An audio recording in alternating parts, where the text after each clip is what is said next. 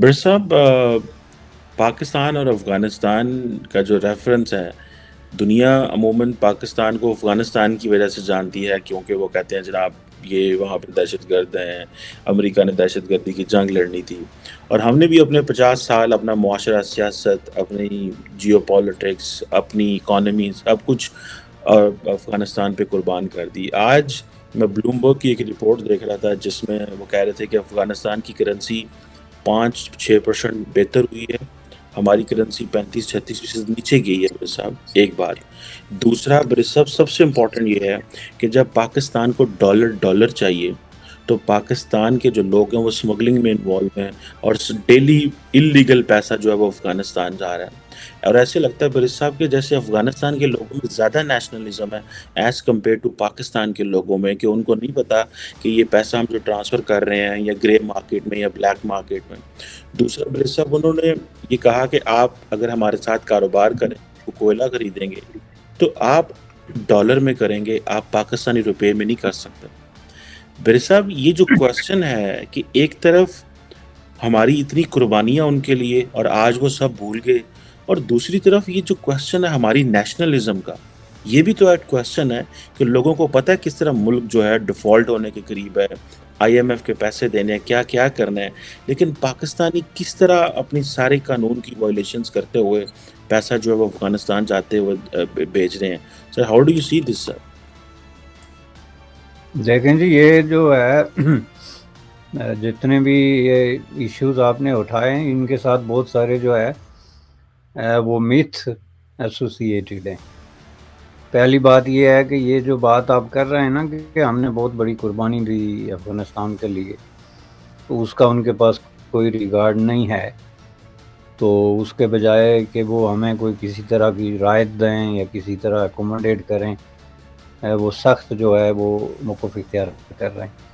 کہ پہلی بات یہ ہے کہ افغان جو ہے نا وہ اس کو اس طریقے سے نہیں دیکھتے کہ پاکستان نے ان کے لیے کوئی سیکریفائس کیا، بلکہ ان کا اینگل یہ ہے کہ پاکستان نے ان کے ساتھ جو ہے وہ بہت برا کیا ہے ہسٹوریکلی۔ گزشتہ 20-30 سالوں سے افغانستان کے اندر ایک سوچ جو ہے وہ ڈیولپ ہوئی ہے، اور یہ سوچ جو ہے یہ کافی ڈیپ روٹیڈ ہے، اور یہ آپ دیکھیں کہ وہاں پہ عوام سے لے کے تو ایون رولنگ ایلیٹ کے ایک سیکشن تک جو ہے کہیں نہ کہیں آپ کو یہ سوچ جو ہے وہ مل جاتی ہے۔ اور اس کو اگر آپ ڈیپلی اسٹڈی کریں تو میں سمجھتا ہوں کہ افغانستان کے ساتھ جو ایسوسیٹیڈ آپ کے جتنے مسئلے ہیں وہ خود بخود جو ہے وہ انفولڈ ہو جاتے ہیں، کلیئر ہو جاتا ہے کہ اصل میں بات کیا ہے۔ بنیادی طور پہ یہ ٹوٹلی جو ہے وہ میتھ ہے، اس میں کوئی سیکریفائز کا عمل نہیں تھا۔ پاکستان نے جو افغان وار میں حصہ لیا اگینسٹ سوویت یونین، وہ اس کے اپنے مفادات تھے، اور وہ مفادات جو ہے وہ ہر طرح کے تھے، فائنینشیل سے لے کے پولیٹیکل سے لے کے تو ایون ایڈمنسٹریٹو، اگر آپ اس کو بریک ڈاؤن کر کے دیکھیں تو وہ سارے مفادات کو سامنے رکھ کے تو انہوں نے کہا کہ جی افغانستان کی شکل میں ہمارے لیے ایک لاٹری نکل گئی ہے۔ آپ ذرا یاد کریں کہ جس وقت یہ انٹرونشن شروع ہوئی تو اس وقت پاکستان میں حکومت جو ہے وہ جنرل ضیاء الحق کی تھی، اور جنرل ضیاء الحق کی اس وقت پوزیشن یہ تھی کہ کوئی عالمی لیڈر جو ہے ان کے ساتھ ہاتھ نہیں ملاتا تھا، چونکہ یہ جو ہے پاکستان کے پوائنٹ آف ویو سے نہیں بلکہ پوری تھرڈ ورلڈ میں اس وقت جو نئی ابھرتی ہوئی ڈیموکریسیز کے حوالے سے ایک بڑا ایک موقف تھا انٹرنیشنلی، اور جس طریقے سے جنرل ضیاء الحق نے ٹیک اوور کیا اور پھر جو کچھ اس نے اس کے بعد کیا، جس طریقے سے اس نے پولیٹیکل ورکرز کو وکٹمائز کیا، ان پہ تشدد کیا، ان کو جس طریقے سے ان کی امپریزنمنٹ اور ساری جو ہیومن رائٹس وائلیشنز، یہ اس وقت میں بہت اہم تھی آج کی نسبت۔ آج ہیومن رائٹس پہ اتنی بات انٹرنیشنلی نہیں ہو رہی جتنی اس وقت ہو رہی تھی۔ اس کی وجہ یہ تھی کہ ہیومن رائٹس جو ہے وہ ویسٹ کے ہاتھ میں ایک سلوگن تھا اگینسٹ سوویت یونین، اور وہ ایک ایسا ٹرننگ پوائنٹ تھا، کراس روڈ، جہاں پہ وہ سمجھ رہے تھے کہ سوویت یونین کو ایک گرتی ہوئی دیوار کو ایک دھکا دینے والی بات ہے۔ اس لیے انہوں نے 2-3 چیزیں جو سپیڈ اپ کر دی تھی، اس میں ڈیموکریسی، ہیومن رائٹس، ایکوالٹیز، اس طرح کی چیزوں کو بہت زیادہ جو ہے انہوں نے اٹھایا ہوا تھا جب کہ جنرل ضیاء الحق جو ہے وہ بیچ میں کودے تو ڈیفینیٹلی ان کے ساتھ کوئی بھی لیڈر اوپنلی آن کیمرہ ہاتھ ملانے کے لیے تیار نہیں تھا. یہ جنرل ضیاء الحق کی بہت بڑی آئسولیشن تھی انٹرنیشنل پالیٹکس میں، جس کی وجہ سے ظاہر ہے پاکستان کی اکانومی، پاکستان کی جو سٹیبلٹی ہے پولیٹیکل سوشل، وہ سارا اثر پڑتا تھا. تو انہوں نے ایک ونڈو آف اپارچونیٹی کھلتے ہوئے دیکھی افغانستان کی شکل میں. اور یہ جو لوگ کہتے ہیں کہ جی کارٹر نے یا کسی امریکی نے جو ہے ان کو کہا کہ آپ یہ کریں ہم آپ کو پیسے دیں گے، اصل میں یہ انیشیٹو انہوں نے سب پہلے لیا. اور انہوں نے کہا امریکیوں کو پیغام دیا کہ جناب ہم ریزسٹ کریں گے افغانستان کے اندر. اور افغانستان کے کچھ لیڈر پہلے سے جو ہے وہ پشاور میں بیٹھے ہوئے تھے، جس میں گلبدین حکمت یار اور برہان الدین ربانی وغیرہ شامل تھے، جو ذوالفقار علی بھٹو کے دور میں پشاور میں آئے تھے. تو جنرل ضیاء الحق نے کہا کہ ہمارے ہاں ان کے جو ہے لیڈر ہیں جنہوں نے اسائلم کلیم کی ہوئی ہے، اور ہم افغانستان میں جو ہے ریزسٹ کریں گے. اس میں بہت سارے فیکٹر تھے، اور بھی تھے، میں یہ نہیں کہتا. مثلا یہ جو اسلامزم کا ایک فیکٹر ہے، جہاد کا فیکٹر ہے کہ جی سوویت یونین جو ہے باقول ان کے اس وقت ایک جو ہے وہ atheist kind of secularist power ہے جس کے خلاف جہاد کرنا جو ہے مسلمانوں پہ فرض ہے. اس طرح کا کلیریکزم بھی اس کے پیچھے تھا. یہ میں نہیں کہتا کہ یہ سارا، لیکن جنرل ضیاء کا جو مین مقصد تھا وہ انٹرنیشنل آئسولیشن سے نکلنا اور امریکیوں سے پیسے لینا تھا. چونکہ پاکستان فائنینشلی بیٹھنا شروع ہو گیا تھا مارشل لائی اقدامات کی وجہ سے، اور سارے پہلے ہی جو ہے وہ اکانومی ذوالفقار علی بھٹو کے دور میں ہی جو ہے وہ ایک ڈیپ قسم کے کرائسس کا شکار ہو چکی. تو اس کے نتیجے میں آپ نے افغانستان میں جو لڑائی لڑی وہ افغانستان کے عوام کے ساتھ مل کے آپ نے نہیں لڑی، نہ افغانستان کے عوام کے ساتھ آپ نے کوئی ایسوسیشن ڈیولپ کی. اس کے بجائے آپ نے ایک ہینڈ پک قسم کا ایک گروپ آف پیپل جو سٹانچ قسم کے اسلامسٹ اور بہت سارے لوگوں کے نزدیک انتہائی باربیرک اور خوفناک قسم کے جنگجو لوگ جو تھے، ان کو آپ نے افغان عوام بنا کے پیش کیا. آپ مجھے ایک ماڈریٹ آدمی بتا دیں جو پورے ان 10-15 سالوں کے تصادم میں جس نے آ کے پاکستان میں پناہ لی ہو، سنگل پرسن آپ مجھے بتا دیں. آپ کا کیا خیال ہے کہ کروڑوں افغانی سارے کے سارے رجت پسند ہیں، سارے کے سارے اسلامسٹ ہیں، یا سارے کے سارے فنڈامنٹلسٹ ہیں؟ اف ناٹ تو ایک ایگزامپل مجھے آپ دے دیں کسی افغانی لیڈر کی جو پاکستان میں جس نے پناہ لی اور وہ اسلامسٹ اور فنڈامنٹلسٹ نہ ہوا ہو. جبکہ دوسری طرف جو لوگ تھے جو عام افغانی تھے، ڈیموکریٹ، روشن خیال، عام جو مین سٹریم، وہ کدھر گئے؟ ظاہر ہے ان کو آپ نے اپنا دشمن ڈکلیئر کیا. اور یہ پروسیس تو سوویت یونین کے ختم ہونے کے بعد جو سچویشن ہوئی، جو جنیوا ایکارڈ ہوا، جنیوا ایکارڈ میں ایک طریقے سے افغانستان کو آپ کے حوالے کر دیا گیا. اور بہت سارے لوگ سمجھتے ہیں کہ جنیوا ایکارڈ کو انٹرنیشنل ایکارڈ تھا جس کے نتیجے میں سوویت یونین نکلا. جنیوا ایکارڈ بنیادی طور پہ جو ہے پاکستان اور افغانستان کے درمیان ایک ایکارڈ تھا، جس کا دوسرا مطلب یہ تھا کہ اب آپ جانے اور آپ کا کام جانے، ہم جا رہے ہیں. اور یہی جنرل ضیاء الحق کی شرط تھی، چونکہ اس پروسیس میں ان کو یہ غلط فہمی ہو گئی تھی کہ اب ہم افغانستان کو اپنا 5واں صوبہ بنا دیں گے. اور یہ جو ماحول ہم نے کریٹ کیا ہوا ہے، اس سے فائدہ اٹھا کے تو ہم جو ہے یہ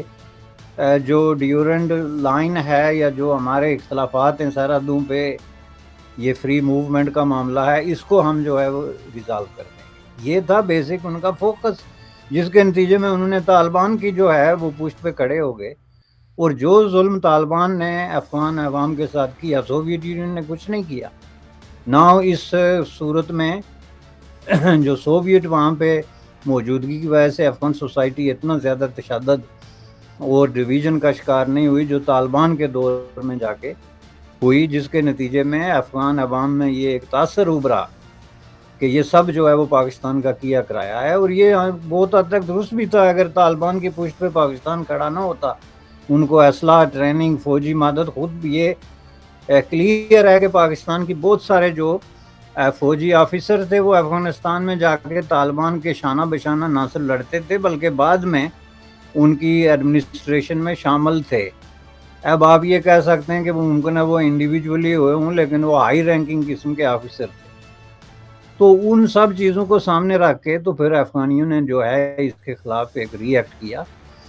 اور انہوں نے کہا کہ نہیں جی کوئی برادر اسلامی ملک نہیں ہے، انہوں نے مل جل کے ہمیں لوٹا ہے، برباد کر دیا ہے۔ اور یہی وجہ ہے کہ کابل میں ایک ایسا وقت بھی آ گیا تھا جب پاکستان کا کوئی صحافی جا کے کابل شہر میں جو ہے اپنا تعارف ایز اے انڈین سٹیزن کراتا تھا، ایز اے پاکستانی نہیں۔ اور وہ وقت آپ کو نہ جانے کب یہ غلط فہمی ہوئی کہ بدل گیا، یعنی افغان اوپینین بدل گئی، حالانکہ آپ نے اپنا وہ پالیسی جاری رکھی۔ جب امریکہ وہاں سے نکلا تو اس کے بعد ایک بار پھر آپ نے اسی قوت کے جو ہے پشت پہ ہاتھ رکھ دیا، حالانکہ آپ کو یہ کہنا چاہیے تھا کہ سب کے ملاؤ، ہر افغانی جو ہے وہ افغانستان میں حق حکمرانی رکھتا ہے اور حق ملکیت رکھتا ہے، ان سب کو شامل کرو، ایک انکلوسیو گورنمنٹ بناؤ، جو ایک انٹرنیشنل ایک مینڈیٹ بھی تھا۔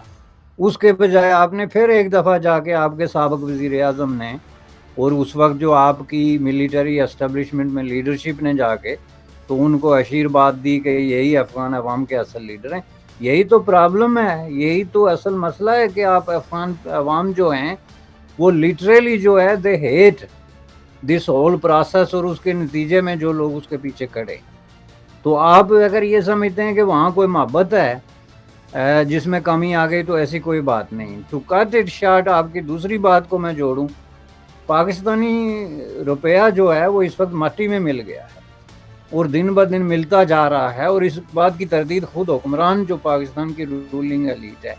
اس کو ضرورت نہیں کہ وہ اس کی تردید کرے، بلکہ وہ بھی کبھی کبھار یہ کہتے ہوئے سنائی دیتے ہیں کہ روپیہ مزید نیچے جائے گا۔ تو جب آپ کے روپے کی کوئی ویلیو ہی نہیں رہی تو افغان جو ہیں وہ کیوں روپے میں آپ سے تجارت کریں؟ وہ روپیہ وصول کریں گے آج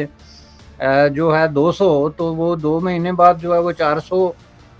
بن جائے، اگر مطلب 200 کی جگہ 100 رہ جائے ان کی کرنسی کے حوالے سے، تو ظاہر ہے یہ ایک سمجھ میں آنے والی ABC ہے۔ اس لیے انہوں نے کہا کہ ڈالر میں جو ہے وہ آپ کریں، اور یہ ویسے ڈالر اور روپے کا جو پرابلم ہے اور یہ جو افغان فیکٹر اس میں انوالو ہے، یہ ایک بڑا سیریس قسم کا فیکٹر ہے۔ پاکستان کے تمام جو مراعات یافتہ طبقات ہیں ان کے لیے اب ایک نیا جو وینیو کھلا ہے اپنے ڈالر سفید کرنے اور باہر بھیجنے کا، وہ افغانستان۔ تو اس پوری جو ہے وہ بہتی گنگا میں اب افغانستان جو ہے وہ ہاتھ دھو رہا ہے، اور یہ بات درست ہے کہ اس وقت پورے جنوبی ایشیا میں سب سے کمزور ترین کرنسی جو ہے وہ پاکستان کی ہے، اور جو مزید کمزور ترین ہوتی جا رہی ہے with the passage of time, چونکہ ابھی تک آپ نے IMF کی پوری شرائط جو ہیں ان پہ وہ نہیں کیا ہے، جس کی وجہ سے بہت بڑا امپیکٹ پڑ سکتا ہے۔ بالکل صحیح، آپ نے میرے سے بڑا ہسٹوریکلی میں بتایا کہ کیسے ہم بیسیکلی بنیاد ہی غلط رکھی گئی، اور میں تو یہ بھی سنتا ہوں سر، اور میں چاہتا ہوں آپ اس پہ بات بھی کریں تھوڑا سا، کہ پاکستان نے یہ سارا کا سارا جو ہماری ملٹری اسٹیبلشمنٹ ہے یا جو ہمارے کرتے دھرتے ہیں، سیاستدانوں کو تو لارجلی شاید اتنا، آج کے سیاستدانوں کو اتنا پتہ نہیں ہے، بھٹو وغیرہ کو زیادہ پتہ تھا، یا مفتی محمود کو زیادہ کلیئرٹی رکھتے تھے۔ ان کا تو اتنا کوئی انٹرنیشنل ریجنل ویژن نہیں ہے، یہ تو دیکھتے ہیں GHQ کی طرف کہ وہاں پہ کیا ہو رہا ہے۔ یہ کہا جاتا ہے میرے صاحب کہ پاکستان نے یہ جو سارا اسلامسٹ پروجیکٹ اس افغانستان میں شروع کیا تھا، اس کی ایک وجہ یہ بھی تھی کہ پاکستان کے اندر یہ جو پشتونز تھے یہ سر چڑھ کے بولتے تھے، تو یہ ان کو پشتون نیشنلزم سے بھی ڈر آتا تھا، اور ٹرانس نیشنل پشتون نیشنلزم سے بھی ڈر آتا تھا، اور سب نیشنلزم جو پاکستان کے اندر وہ ابھر سکتی تھی، جو طاقتور کوئی گروہ ہو سکتا تھا جو سر چڑھ کے بولتا تھا، وہ بھی پشتون تھے۔ سو آج بھی بہت سارے پشتون، جیسے میں دیکھ رہا ہوں کہ ANP کے جو سابق ہیں لوگ ہیں، یا اس وقت جو MNAs ہیں، فقار اس نیم، وہ ینگ لڑکا جو ہے علی وزیر وغیرہ، خیر یہ تنقید میں کچھ زیادہ چلے جاتے ہیں آگے، جو کہ نہیں جانا چاہیے، کنسٹرکٹیو کرٹیسزم کرنا چاہیے، تاکہ at the end of the day we can find a solution rather کہ ہم اپنا غصہ نکالتے ہیں۔ تو ہم مذہبی پروجیکٹ وہاں پہ لے گئے تاکہ پشتون نیشنلزم کو دبایا جا سکے۔ ایک بات تو یہ ہے سر، دوسری بات یہ ہے کہ لارجلی